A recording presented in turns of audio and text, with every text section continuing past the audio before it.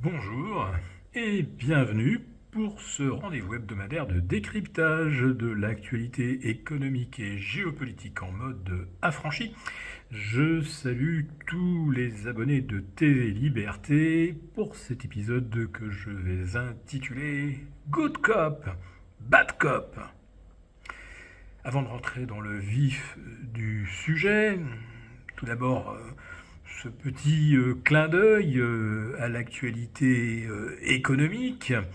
La BCE baisse de nouveau ses taux d'intérêt, les marchés ne se sentent plus de joie, et puis dans quelques heures ce sera au tour de la Federal Reserve.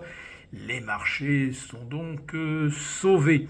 Oui, parce que tout ce qui leur importe, c'est que le coût de l'argent soit plus faible, quand bien même on imprimerait des unités monétaires à tire-larigot. Et c'est là qu'on va rentrer dans le vif du sujet. Good cop, bad cop.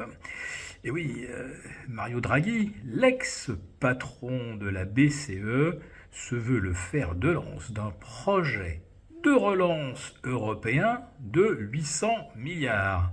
Attention, pas 800 milliards one shot, comme le plan adopté post-Covid. Non, là il s'agirait de quelque chose de beaucoup plus ambitieux.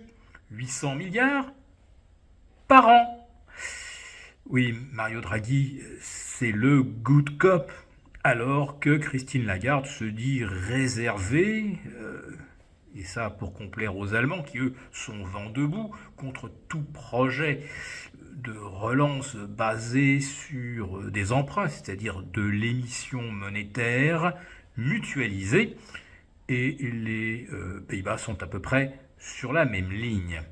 Oui, mais attendez un petit peu que l'Allemagne s'enfonce dans la récession.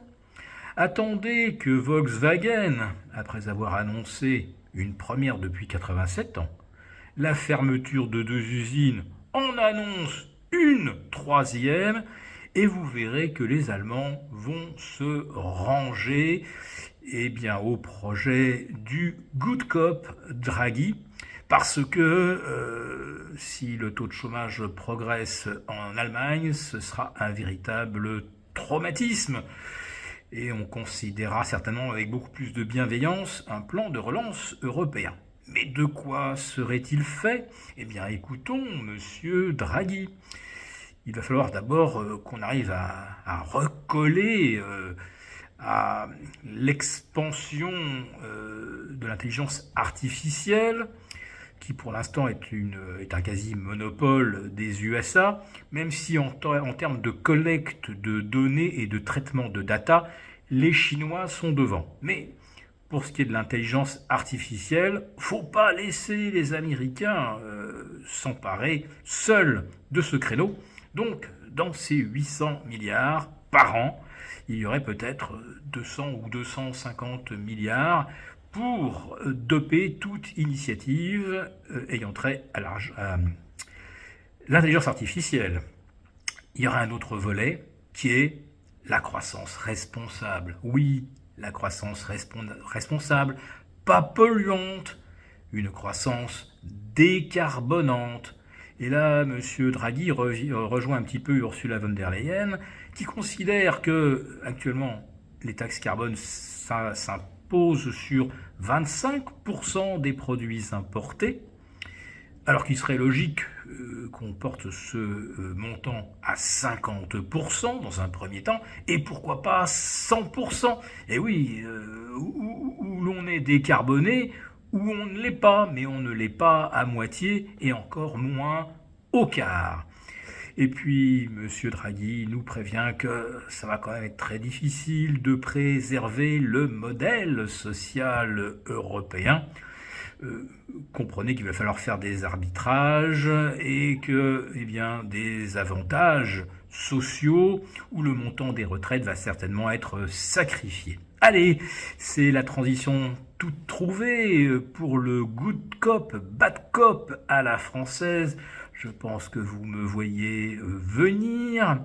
Après les petits jeunes nerveux, très arrogants et qui veulent emmerder ceux qui ne sont pas vraiment de son avis ou qui ne le suivent pas dans ses projets, eh bien, on va avoir le good cop avec un air bien sympathique, de la rondeur, de la bonhomie, de l'expérience, une stature qui inspire la confiance, une sorte de, en même temps, pragmatique et pédagogique, donc qui n'a pas envie d'emmerder les Français, mais qui veut les faire évoluer dans le bon sens.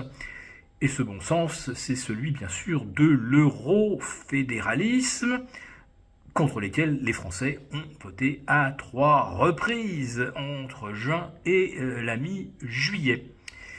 Alors, quand je vous parlais de « en même temps », figurez-vous que M. Barnier a déjà pris comme chef de cabinet à Matignon un certain Jérôme Fournel, qui fut le chef de cabinet de M. Darmanin, à l'époque où le PSG demandait des dégrèvements fiscaux pour la venue de Neymar.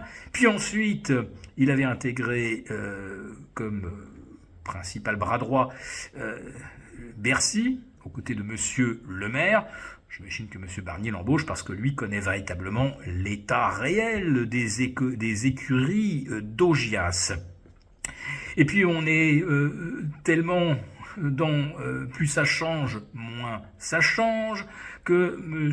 Barnier a recruté un deuxième conseiller, qui est M. Grégory Besson-Moreau, qui fut un obscur député macroniste, mais qui est surtout le compagnon d'une ministre démissionnaire, je crois qu'elle était ministre déléguée à la condition féminine, et qui n'est d'autre que, la macroniste Aurore Berger.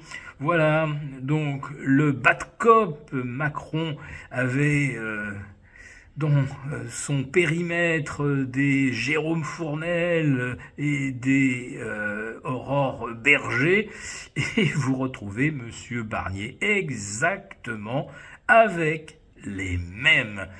Oui, une nouvelle version d'un sketch éternel, good cop, bad cop, mais c'est toujours le même qui est assis sur le fauteuil et qui se prend les baffes. Et on appelle ça les lecteurs français. Nous avons conçu à votre attention un rapport spécial que vous obtiendrez gratuitement en cliquant dans le lien en description de cette vidéo. Un rapport spécial qui analyse toutes les conséquences économiques, financières et patrimoniales. Et bien sûr, ce rapport vous offre également des mesures, des initiatives à mettre en place très rapidement pour protéger votre épargne, celle de vos proches. Tout ça donc dans un rapport gratuit que vous obtenez en cliquant en bas de cette vidéo.